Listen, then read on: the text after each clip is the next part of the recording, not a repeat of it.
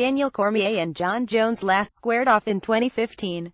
Sean M. Haffey, Getty Images. Well, it was a fight more than 2 years in the making, and it finally happened on Saturday at the Honda Center in Anaheim, California.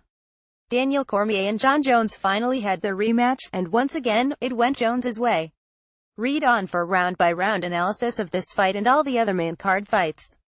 Jon Jones def. Daniel Cormier via TKO, head kick, punches, elbows. Round 3, 3-0-1. Cormier gave that everything he had, and it still wasn't enough. Jones took his best shots and played the long game, wearing him down to the legs and body before finally going for the kill with a head kick. The second Cormier wobbled, Jones brutalized him with a reminder that he's still the best ground striker in the sport. This might be it for Cormier. That was a crushing loss. For Jones, he's the once and future king, and could defend his title or challenge at heavyweight. He's either the greatest of all time or something close to it, and he showed how and why one more time. Round 1, Jones opens up with kicks to stick Cormier at range and eats a few right hands the first time they clinch. Jones briefly trips Cormier to the mat but can't maintain control.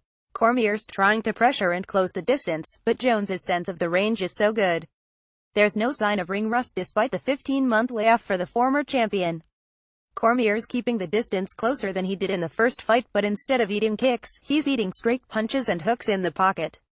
Jones is working the body with punches and knees, which will drain Cormier's gas tank in the later rounds. Cormier is hanging tough and fighting smart, throwing kicks of his own. This means that he's not conceding kicking distance to Jones, which is important for him to score enough to be competitive on the scorecards. His low kicks especially are looking hard.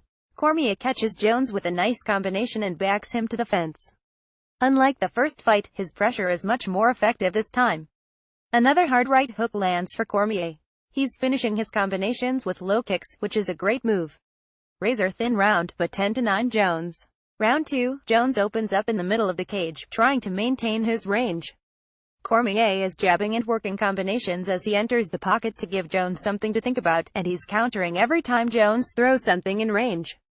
Cormier's sharp here. His jab is doing good work, so are his kicks. This is giving him options at long range that he didn't have in the first fight. He's so much more comfortable pressuring, too, and isn't giving Jones space and time to reset after throwing. Cormier is talking to Jones now, taunting him when he misses shots. They're fighting in the clinch and DC is winning these exchanges now.